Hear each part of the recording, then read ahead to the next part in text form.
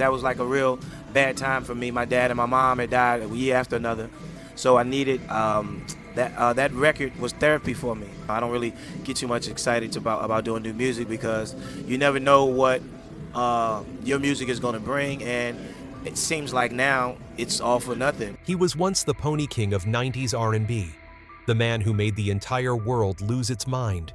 With a single hip thrust and a razor-sharp six-pack, Ginuwine, the ultimate symbol of masculine seductive charm, who captured the hearts of millions of young girls. But few people knew. Behind the spotlight and that irresistible smile was a life so chaotic it shook Hollywood to its core. An artist who once ruled the Billboard charts was quietly battling depression and substances. A shocking love life where he fathered 9 children with 4 different women. Drama with co-workers. Conflict pressure from money.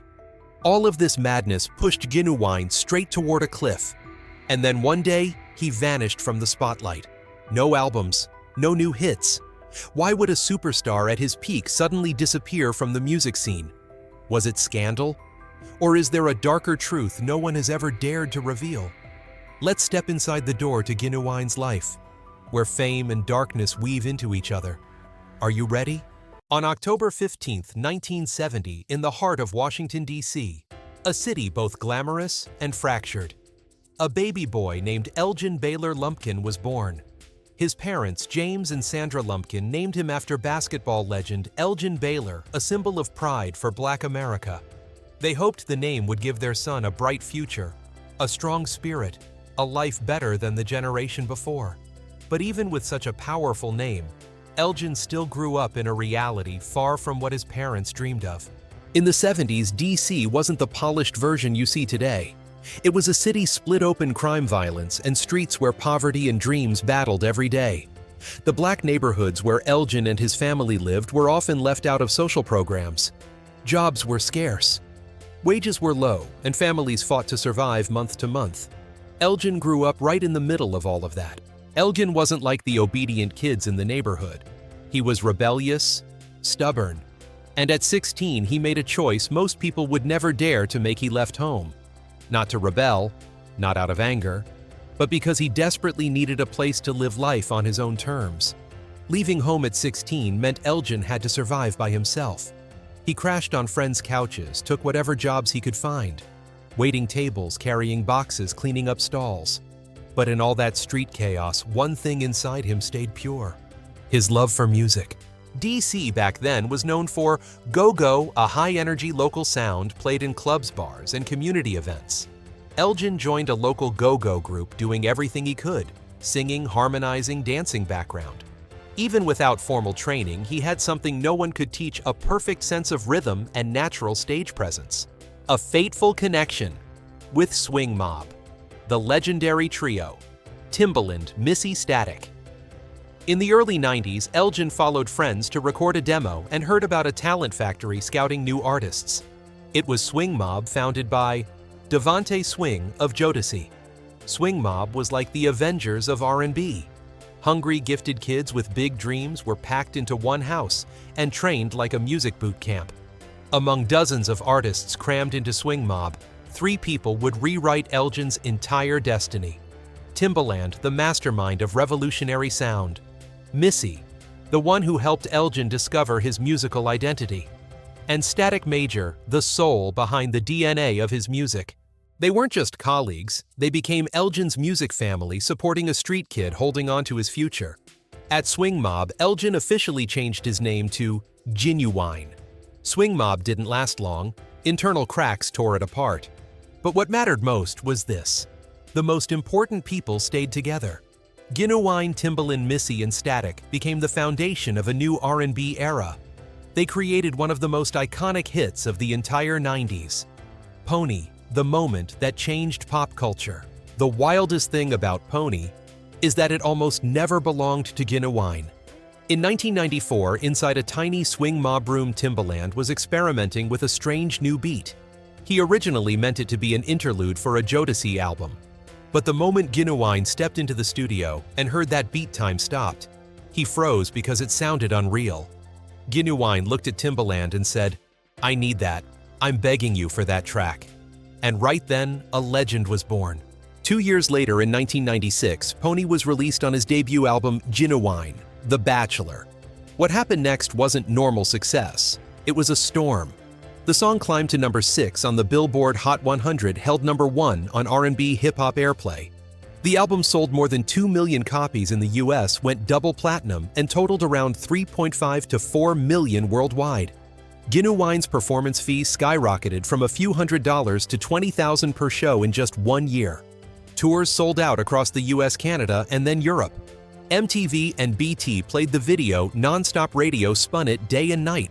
Suddenly, everyone knew Ginuwine wasn't just a newcomer from Swing Mob, he was a phenomenon. But Pony didn't just live on the charts. It lived in the memories of millions through culture-shaking moments. The driving scene in GTA 4 where Pony kicks in became one of the game's most viral moments. Channing Tatum's fiery strip dance in Magic Mike 2012 turned the song into a new symbol of sensuality. And for more than 20 years, clubs from the US to Europe have played Pony like a mandatory ritual of the night. Were you one of the fans who went crazy for Pony? Even people who don't know Ginuwine by name still recognize Pony. No R&B song has ever had that same mix of raw, clean, modern, yet primal sex appeal. Thanks to that track, Ginuwine became the sex symbol of the 90s. The sharp six-pack, the flowing black hair, the hazy smoldering eyes, the velvet smooth voice, and especially the hypnotic hip movement that made millions of women lose their minds. He wasn't just an R&B singer anymore, he became the Pony Man, the face of sensual masculinity in American music.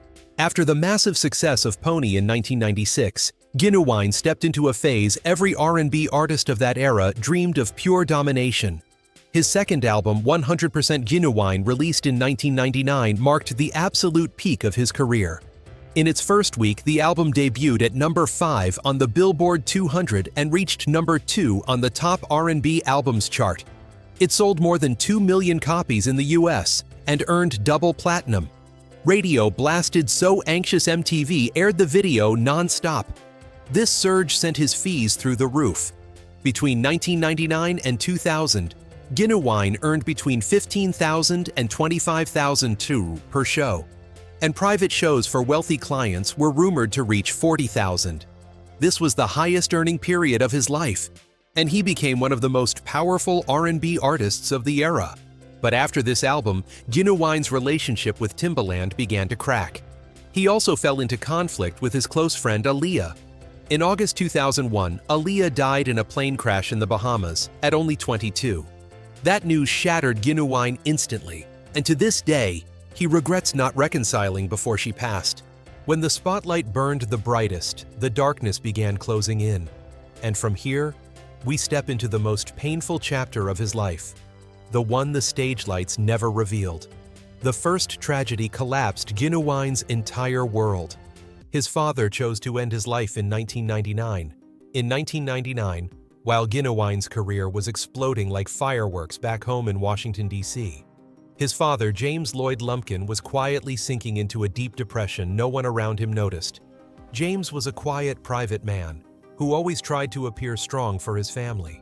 He spent his entire life working hard to raise his children. From the days when Ginuwine first practiced dance moves in the living room, he was the first audience, the biggest supporter. But in the final years of his life, he was battling a kind of pain no one could see: severe depression, an illness that was ignored back then and rarely treated properly. One day at the end of 1999, while Ginuwine was in the middle of a tour promoting the album 100% Ginuwine, a phone call came in from Washington, D.C. It was the kind of call no one ever wants to receive. Your father is gone. No suicide note, no last words, no warning signs. The police simply reported that he chose to leave this world alone in absolute silence. The family collapsed. But the biggest shock was for Ginuwine. He said he went completely numb. He just stood there frozen, staring into nothing, as if his soul had been knocked out of his body. Ginuwine flew straight to D.C. that same night. When he arrived, the family still couldn't process the reality. He recalled in an interview years later, "I was successful. I was at the top. But I couldn't save my father. That was the most painful feeling." It was the tragedy that opened the door to an even more devastating series of losses. Waiting ahead, because just a few months later, Ginuwine was hit with another blow that shattered him completely: his mother's death from cancer. Just a few months after his father passed away, his mother, Sandra Lumpkin, was diagnosed with late-stage cancer. There wasn't much time left. She had hidden her illness for months. Only when her condition became critical did she finally go to the hospital, and that was when the family informed Ginuwine. At the time, Ginuwine was touring and promoting the album 100% Ginuwine. He had to move non-stop from city to city trying to finish his shows while flying back to Washington, D.C., whenever he could to see his mother. During this period, he was practically living between airports and hospital hallways. Her health declined rapidly. Ginuwine said it was the craziest time of his life. He performed on stage, but all he could hear in his head was the sound of the hospital monitors, not the music. His mother passed away in 2000. Ginuwine shared that this was the blow that completely broke him. "I lost both my father and my mother in 1 year. I was shattered. In less than 12 months, he lost both pillars of his life, both parents." Ginuwine was left alone, trapped between tour dates, stage lights, and a pain he had no one to share with. And from that moment on, the man who once stood strong before thousands of fans began sliding into a deep pit of alcohol, drugs, and thoughts of ending everything. A life falling off a cliff. Alcohol, ecstasy, nights spent numb. Ginuwine didn't turn to alcohol for fun. He turned to it so he wouldn't feel anything at all. Every single day he started with Hennessy. Not a few glasses. He drank until his body went numb. But alcohol wasn't strong enough to erase the pain. He moved on to ecstasy, the kind of drug that shuts off every emotion just so he wouldn't have to live in his own grief for even one more minute. In interviews, Ginuwine said openly, "I took ecstasy every day. I just wanted to disappear." His eyes were sunken, his voice hoarse, his body heavy like it was weighed down by stones.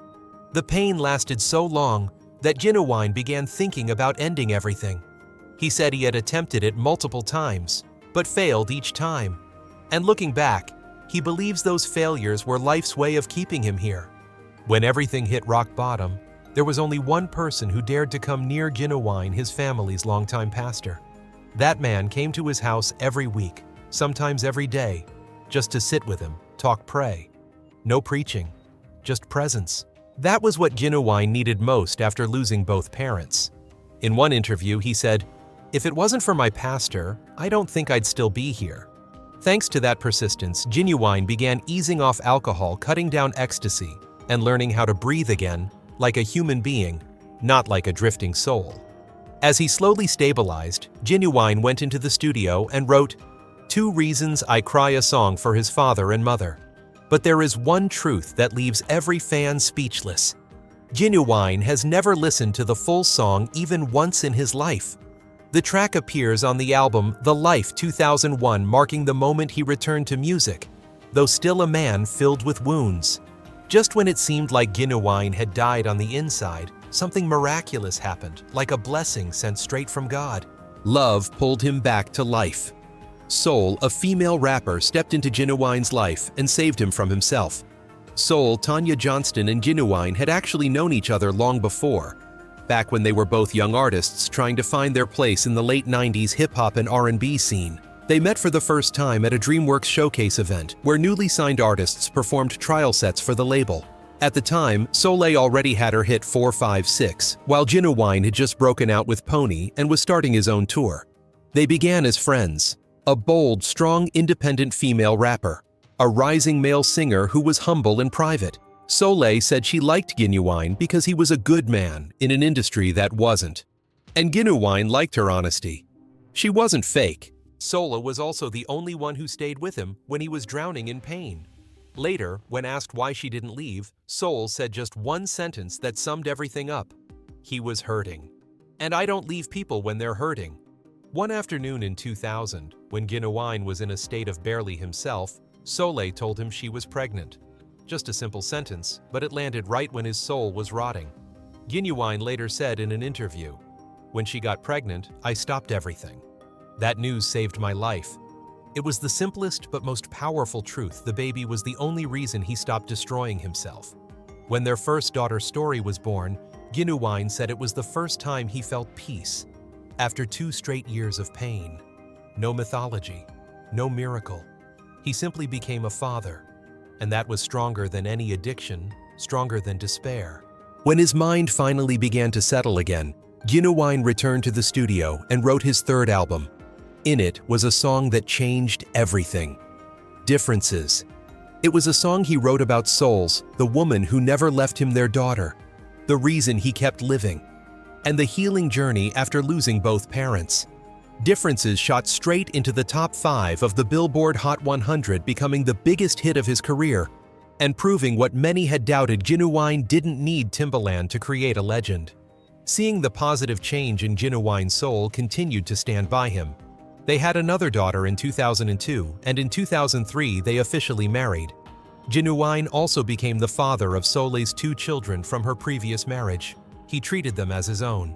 The years 2003 to 2007 were the most stable years of Ginuwine's life. He released albums, consistently toured non-stop, and enjoyed family peace. Solo once said in an interview that this was when he was the best version of himself, a devoted father and a husband who truly appreciated his family. But stability doesn't last forever. By 2007, Ginuwine's career began to slow down after his golden era. The album Back to Da Basics 2005 wasn't promoted well by the label, and sales were low. Ginuwine became stressed, anxious about the future. He then returned with his 6th album, A Man's Thoughts 2009, marking a reunion with Timbaland after 10 years. But shortly after, Ginuwine revealed that Timbaland had taken $50,000 to appear in the music video for Get Involved, and never showed up on set. This deeply disappointed him. And right in that sensitive moment, the biggest scandal of Ginuwine's personal life erupted: infidelity, the explosion that shattered his marriage. In 2009, Ginuwine filmed the music video for Last Chance, a song about fixing mistakes in love and marking his comeback after years of struggle. To boost the MV's appeal, the team chose Lisa Ray McCoy, a well-known actress at the time, famous from The Players Club. Her appearance as the love interest excited the production team, but Ginuwine didn't tell his wife. And that detail became the spark that ignited everything. During the MV shoot, entertainment outlets reported that Ginuwine and Lisa Ray were seen kissing at a restaurant. Soleil heard the news and was furious, not just because of the alleged kiss, but because she discovered Ginuwine had invited Lisa Ray into the MV without telling her, went out to eat with her without saying a word. And when the media asked, Ginuwine dodged the questions. Ginuwine later admitted in an interview with Sister 2 Sister Magazine, "I didn't cheat with Lisa Ray, but I admit hiding things from my wife was wrong." Lisa Ray also confirmed they weren't dating, but she said bluntly on the radio, "He wasn't honest with his wife. That's not my fault." And just like that, one of R&B's most loved couples, the woman who saved him from depression, who gave him 2 daughters, reached a point of no return. The marriage continued to crack for 2 more years. Multiple attempts at reconciliation failed. Soul eventually had to accept that Ginuwine had a history of infidelity before. In 2015, after nearly 15 years together, they officially divorced. The shocking truth: 9 children, 4 women. The deadbeat dad drama explodes online. For nearly a decade, Ginuwine kept his personal life extremely private. But in 2012, the image of the sexy R&B man who takes care of his family shattered in a single afternoon. Around mid-2012, one of Ginuwine's teenage daughters, believed to be from a relationship before he became famous, suddenly posted a chain of tweets on her personal Twitter. The content was heavy. "Stop believing the lies. He is not a good father. He's never been here for me." Immediately, the tweets spread across Twitter. And for the first time, the public discovered that Ginuwine had far more children than he ever admitted. Ginuwine had a total of 9 children, 7 biological kids with 4 different women, and Soleil's 2 children whom he raised as his own. Some of these relationships came before fame. Others happened after success exploded. This meant Ginuwine's family tree was much larger than the public ever knew. Opinions split instantly. One side attacked him, saying, "If your daughter has to go online to call you out, something's really wrong. 7 kids with 4 women. He can't control his life." Turns out Differences was just a song, not the real man. The defending side said family matters shouldn't be online. He raised his wife's children for over 12 years. he's not a bad man. Even under public pressure, Ginuwine didn't respond to his daughter on social media. But in 2014, during a copyright lawsuit with his former manager, an even harsher truth was exposed. In court records, Ginuwine's attorney revealed he was facing serious financial trouble, partly due to supporting multiple children from different relationships, meaning the daughter's tweets weren't completely wrong. From being an R&B sex symbol, Ginuwine became a star drowning in personal drama. The couch incident, the embarrassing TV moment that shocked America. In 2013, TGT appeared on the couch in New York. The moment the cameras turned on America, froze Ginuwine, one of the smoothest R&B voices of the 90s, didn't look like himself at all. His head bobbed strangely, as if he were falling asleep. His smile was crooked and offbeat, not matching the conversation. His reactions were scarily slow. Every question from the host seemed to take several seconds to reach him. Tyrese and Tank tried to cover for him, answer for him, joke around to distract the audience, but the more they covered, the more Ginuwine stood out. The camera caught everything. Just minutes after the show aired, the clip exploded online. Twitter, Facebook, YouTube all flooded with questions. Was Ginuwine drunk? Hi. What is he on? Is he okay? It spread at the speed of a national scandal. Ginuwine quickly explained, "I only drank a 5-hour energy." But no one believed him. The couch incident became the most humiliating stain of Ginuwine's post-2000 career. And even worse, it dragged TGT, a group expected to become the strongest R&B supergroup of their generation, into a pit of doubt, mockery, and lost credibility. Lawsuits, debt, bankruptcy, threat. Just 1 year after the couch disaster, Ginuwine took another devastating hit, a lawsuit. In 2014, his former manager, the man who had been with him since the Pony days, filed a lawsuit demanding Ginuwine pay owed royalties from his debut album. In court, a brutal truth came out. Ginuwine's lawyer had to admit that the artist was facing severe financial crisis, supporting 7 biological children. 2 of Soul's children stacked management fees, unpaid old debts. A singer who once made $20,000 in a single night now couldn't even afford his own legal fees. The moment this information leaked, fans around the world were stunned. The man who once embodied R&B, who once topped the Billboard charts, who once made arenas explode with Pony, was now a name struggling under debt and scandals. And for the first time, the public had to face the truth: Ginuwine was nearly bankrupt. Scandal, Big Brother, UK 2018, the unwanted kiss that set off an international firestorm. At the beginning of 2018, while his career and finances were both running on fumes, Ginuwine agreed to join Celebrity Big Brother UK. It was a way to earn extra money, and also a last chance to pull himself back into the spotlight after years of fading. But only a few days inside the house, one small moment became the trigger for a global scandal. India Willoughby, a transgender contestant on the show, walked up to Ginuwine and asked him a very sensitive question: "Would you date a transgender woman?" Ginuwine answered honestly, "No." Right at that moment, India suddenly leaned in, trying to kiss him in front of millions of viewers watching live. No script, no warning, no chance for him to react. Instinctively, Ginuwine jerked away. Just one recoil was enough to make the entire internet explode. Critics immediately accused him of being transphobic, hostile toward transgender people, clearly discriminatory. Defenders argued that was harassment. No one is obligated to kiss anyone. He was protecting his personal boundaries. The debate spread across Europe, then jumped across the Atlantic into the United States, turning into a real cultural war. The clip of Ginuwine dodging the kiss was shared millions of times, edited into memes, debated on talk shows, and featured in countless articles about gender and consent. Meanwhile, Ginuwine, already exhausted from money issues, lawsuits, the collapse of TGT, was dragged into the center of a scandal he never intended to create.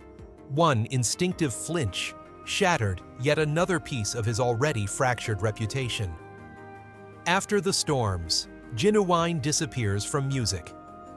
After 2010, Ginuwine's career slid downhill like a runaway slope.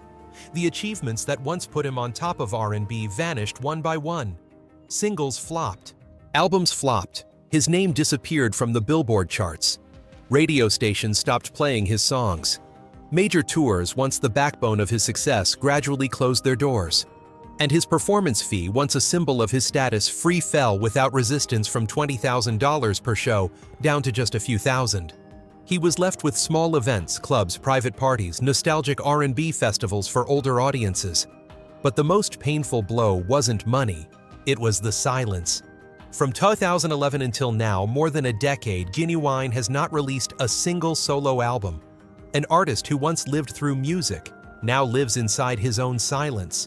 And while he stayed quiet, the world changed. The younger generation no longer knew Ginuwine as the man who made millions fall in love with differences and so anxious. They only knew him through pony dance clips from the 2020s, videos often humorous, sometimes memified rather than honoring a legend. An R&B icon slowly stepped out of the spotlight he once dominated at full intensity. No noise, no headlines. No one even noticed the exact moment he disappeared. Wealth, personal life, the man at 50 in a world that no longer waits. When the lights faded after the scandals and heartbreak, Ginuwine didn't disappear completely. Today he still tours, but not in the blazing arenas of the late 90s. Small shows, theaters with a few hundred seats, nostalgic R&B festivals, private events. These are now his most stable sources of income. No hype, no heavy promotion, no promises. Just a man, a microphone, and the songs he still carries in his heart. In 2021, he received the Urban Icon Award, a gentle reminder that even though time and scandals wore him down, Ginuwine remains an important part of R&B history. A late recognition, but a deserved one. Sometimes he talks about returning to the studio about a new album he hoped to release in 2022. But no music ever arrived. He still participates in Spruce, the charity he co-founded to support people with disabilities. No publicity, no media push. It seems he just wants to do what's right, even if no one records it anymore. Ginuwine is no longer the R&B superstar he was in 1996. No million-dollar tours, no chart-shaking hits. But he is still here, a weathered monument that never collapsed. Do you still have love for Ginuwine? Share your thoughts in the comments below. Don't forget to like, subscribe, and turn on the notification bell so you won't miss more forgotten legends and the secrets behind the stage. See you in the next video. All data, analysis, and commentary in this video are presented based on information available at the time of production. The content is subject to change over time and should not be considered a definitive forecast. There is still so much more to explore. Stories of resilience, legacy, and truth. Feel free to dive into some of our top recommended videos now appearing on your screen.